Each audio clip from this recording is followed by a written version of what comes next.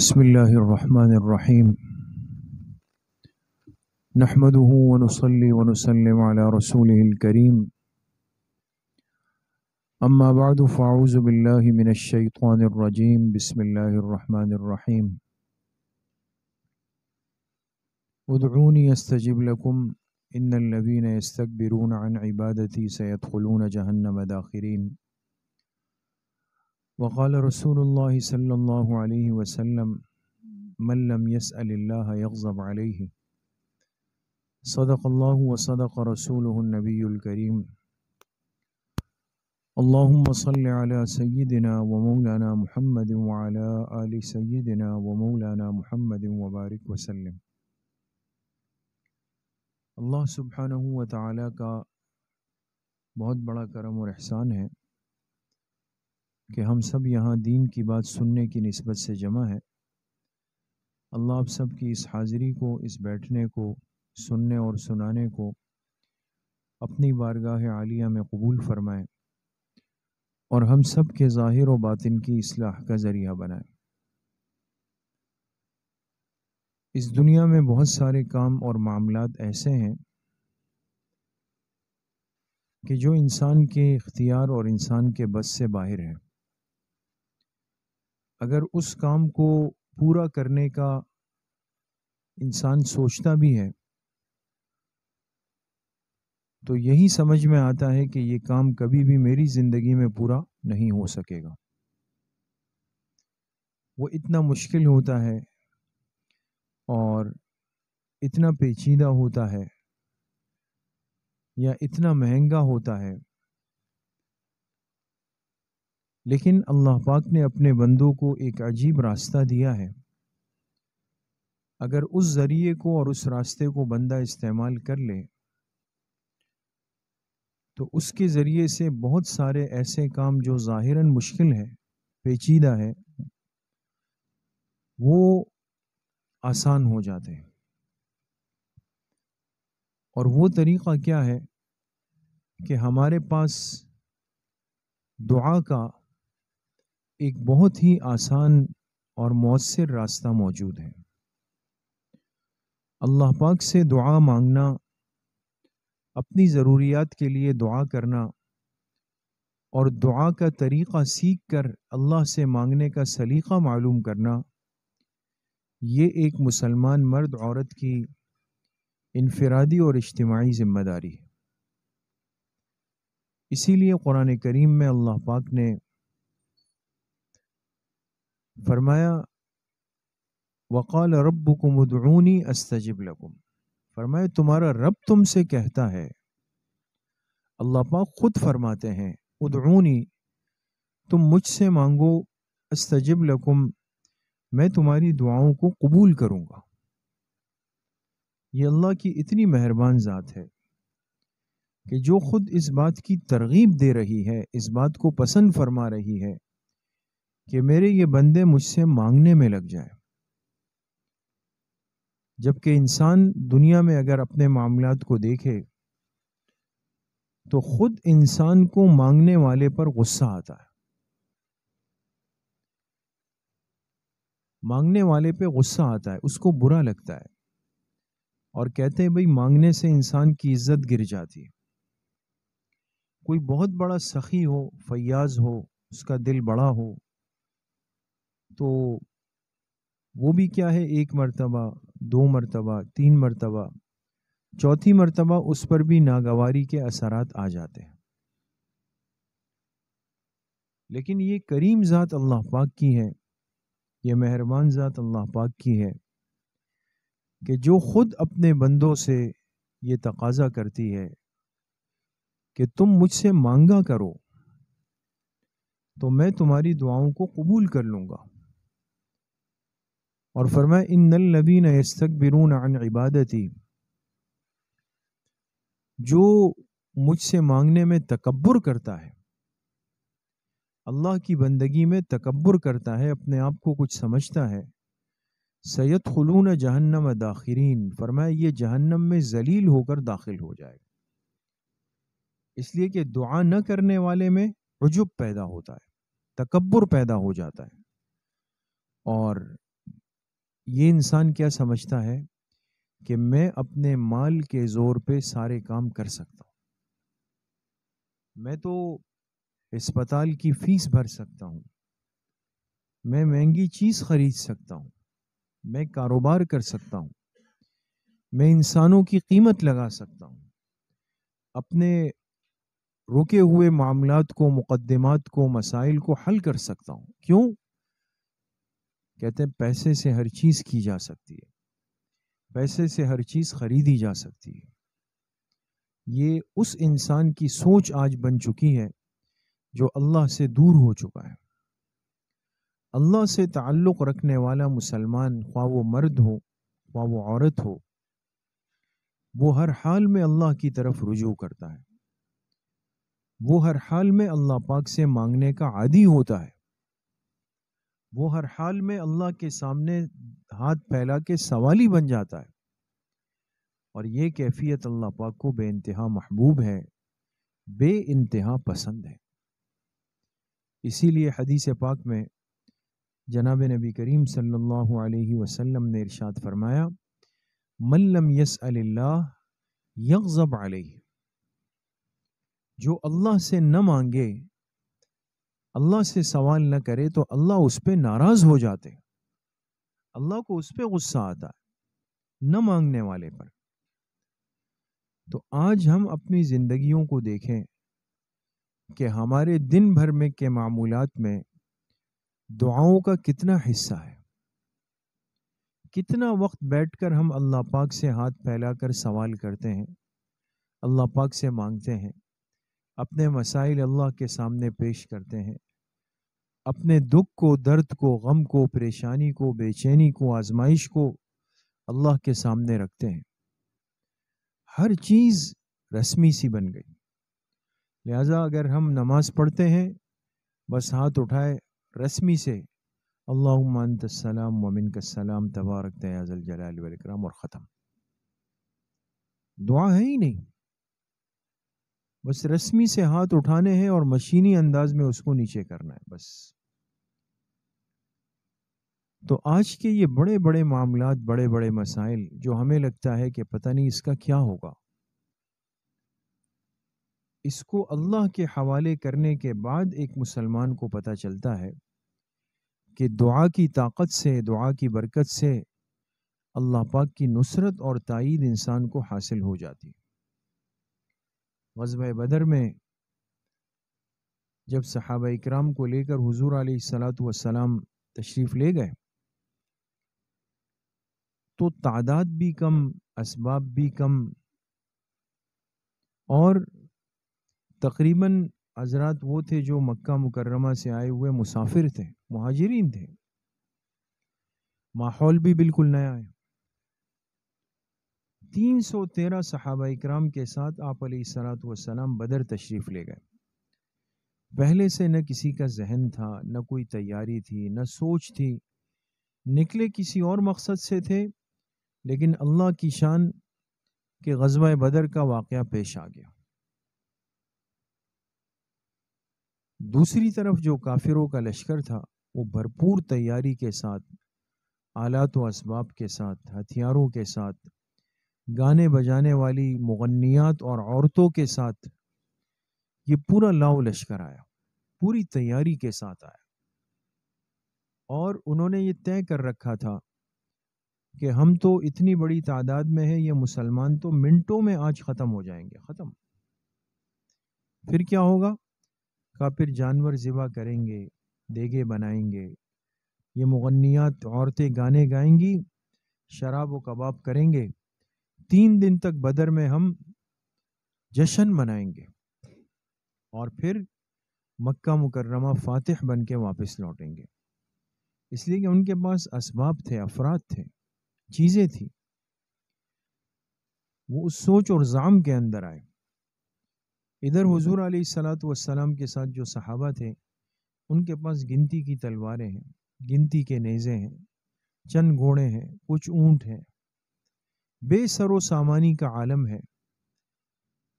اب اس موقع پر قیامت تک کی انسانیت کو ایک سبق ملا کہ ایک مسلمان اس سخت اور مشکل حالات میں اپنے آپ کو کیسے فاتح بناتا ہے.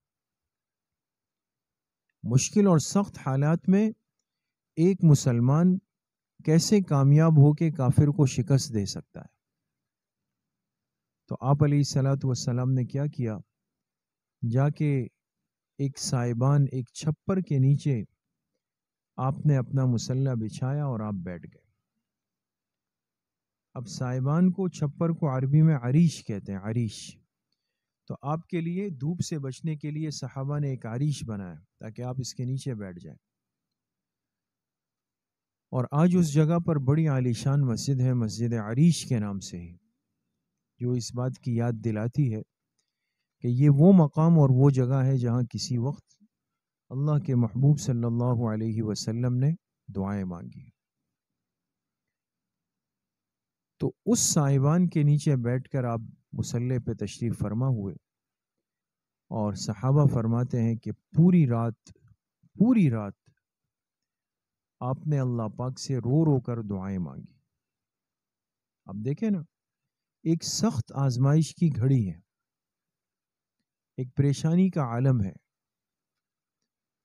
لیکن آپ نے اس ذات کی مدد حاصل کر لی کہ جو اس پوری کائنات پر قادر مطلق بادشاہ ہے.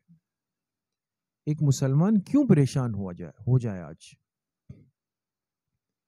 آج اگر فلسطین اور غزہ اور قبلہ اول کے مسلمانوں پر اسرائیل ظالم اور جابر بن کر حملہ آور ہے اور پورا عالم کفر اور نام نہاد اسلامی دنیا اس کی پشت پناہی پہ کھڑی ہوئی ہے، تو ہم جیسے بہت سارے کمزور مسلمان کیا سمجھتے ہیں کہ بھئی کوئی حل ہی نہیں ہے.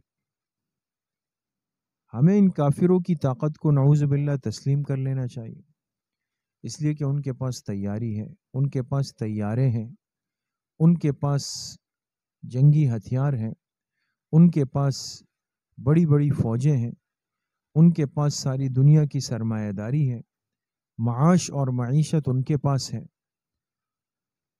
اور جبکہ دوسری طرف ہمارے فلسطینی مظلوم مسلمان بھائی، وہ تو تعداد میں بھی کم ہے اور چاروں طرف سے محصور مقید ہے. بس دنوں کی بات ہوگی اور بالکل ان کو پیس کر کے ختم کر دیا جائے گا. تو کفر تو ایک طرف رہا، وہ تو ایک ساتھ ہے، اس میں تو کوئی شک نہیں. لیکن افسوس اور دکھ اس بات کا ہوتا ہے کہ 56 اسلامی ممالک میں سے کسی ایک میں یہ غیرت نہیں ہو سکی کہ اس نے زبانی طور پر بھی یہ کہا ہو کہ یہ غلط ہو رہا ہے.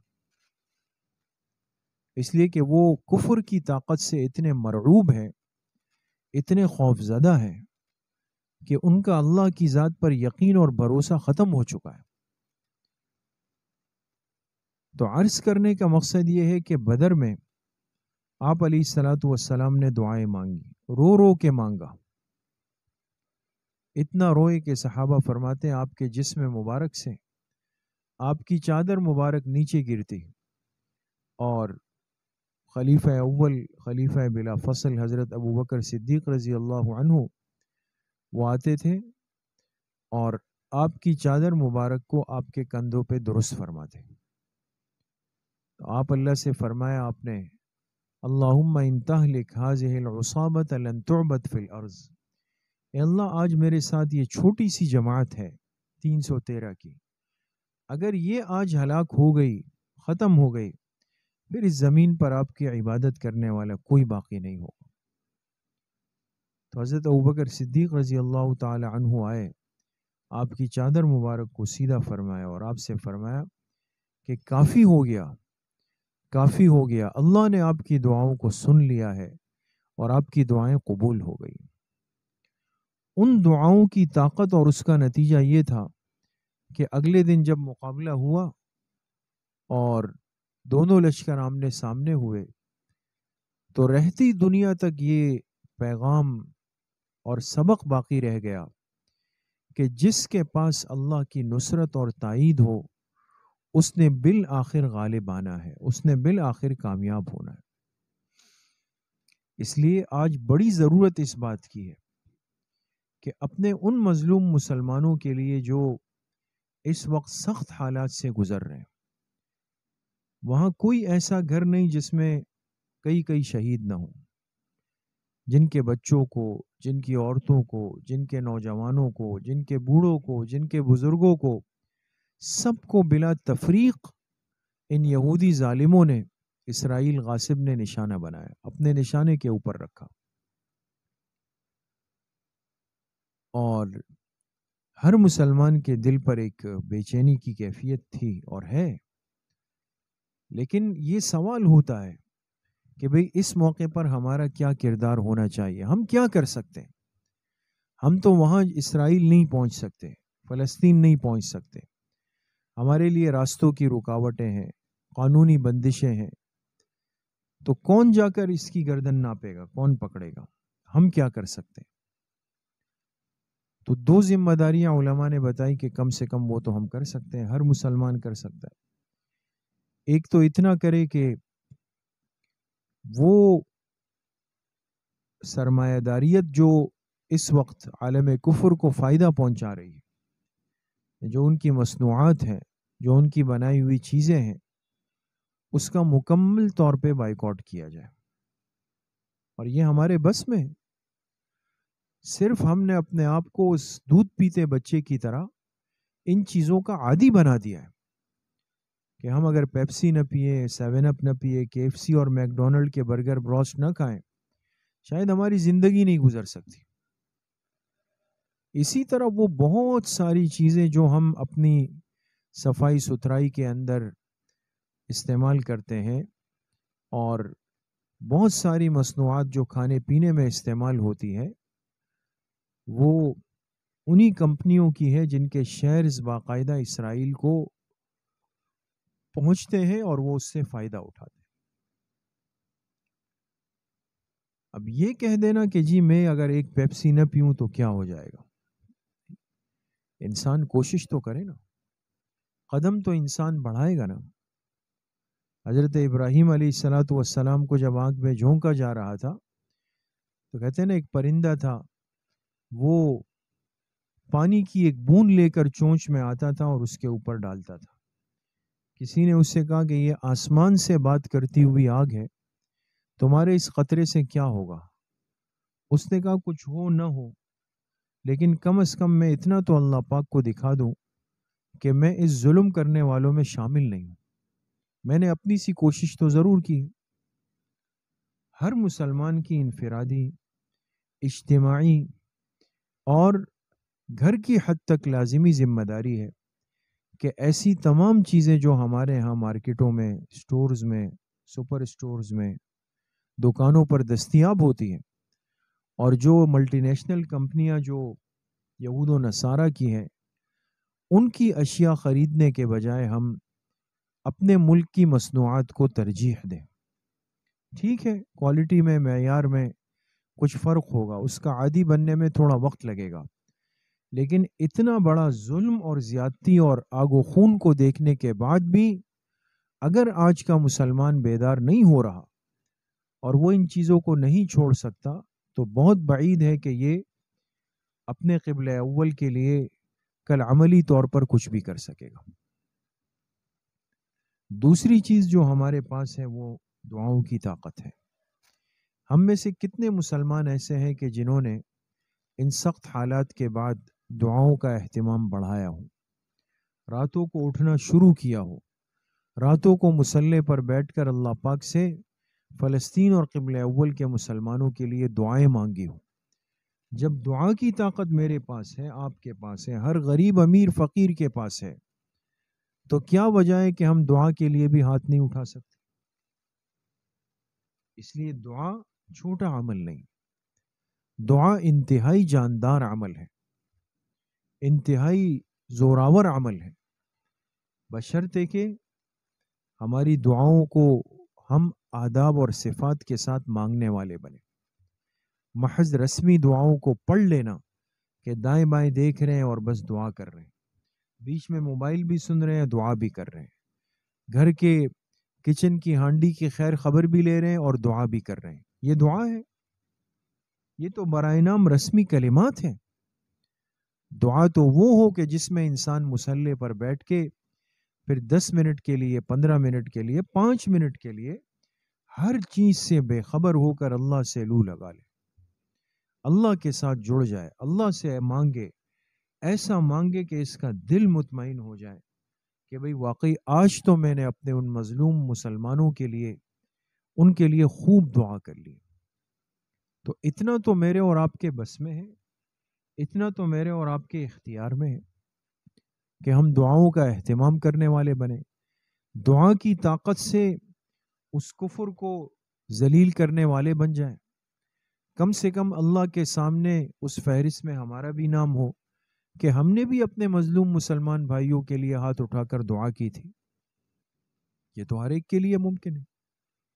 پھر خاص طور پہ چند موقع ایسے ہیں کہ جس کے بارے میں آتا ہے کہ دعائیں اس میں لازمی طور پہ قبول ہوتی ہے. ایک تو ہر فرض نماز کے بعد جیسے کہا جاتا ہے کہ فرض نماز کے بعد جو دعا مانگی جائے وہ رد نہیں ہوتی. تو بھئی ایک تو ہر فرض نماز کے بعد انسان جب دعا کرے اپنے لیے، اپنے بچوں کے لیے، اہل خانہ کے لیے، مرحومین کے لیے، تو اس کے ساتھ ساتھ اپنے اوپر لازم کر لیں کہ فلسطین کے، غزہ کے، قبلہ اول کے بالخصوص اور پوری دنیا کے مسلمانوں کے لیے اللہ پاک سے ضرور دعائیں مانگیں.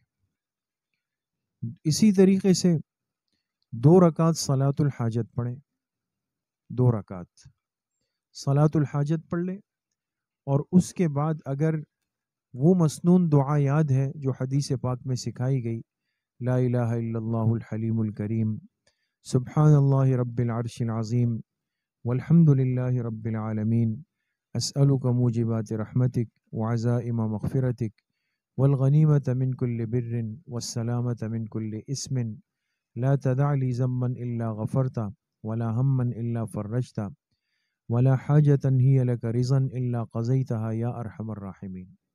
اگر کسی کو یاد ہے تو یہ دعا پڑھ کے پھر ان کے لیے دعائیں مانگیں. فرمایا جو 2 رکعت صلاۃ الحاجت پڑھ لیں، پھر یہ دعا کر لیں، پھر اللہ سے جو مانگے گا اللہ پاک رد نہیں فرمائیں گے.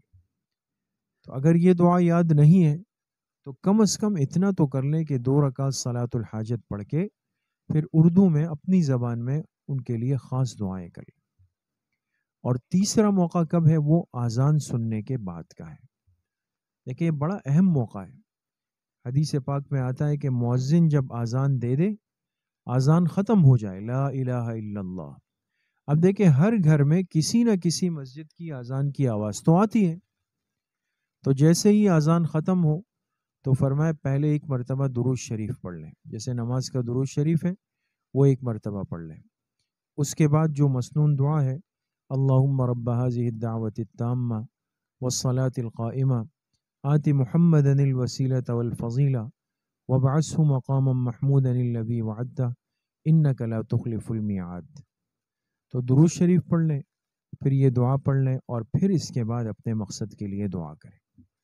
تو یہ وہ اہم مواقع ہیں، اہم مقامات ہیں کہ جس میں انسان جب اللہ پاک سے دعا کرتا ہے تو اس کی دعاؤں میں اثر پیدا ہوتا ہے، طاقت پیدا ہوتی ہے، جان پیدا ہوتی ہے، اللہ سے رابطہ قریب ہو جاتا ہے، اور اللہ پاک پھر اس مانگی ہوئی دعاؤں کو رد نہیں فرماتے. اللہ کریم مجھے بھی آپ سب کو صحیح عمل کی توفیق نصیب فرمائے. الحمدللہ رب العالمین، والصلاة والسلام علی سید الانبیاء والمرسلین سیدنا و مولانا محمد وآلہ وصحبہ اجمعین.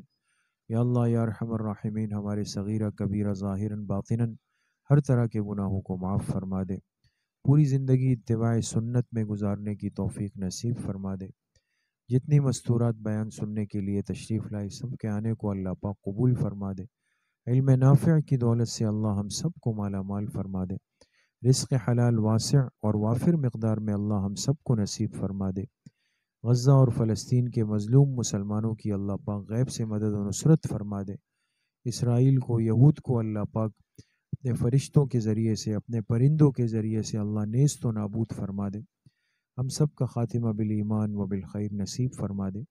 ہماری دعاؤں کو اپنے فضل و کرم سے، فضل و رحمت سے اپنی بارگاہ میں قبول و منظور فرما دے. وصلی اللہ وسلم علی نبینا محمد وآلہ وصحبہ اجمعین برحمتک. السلام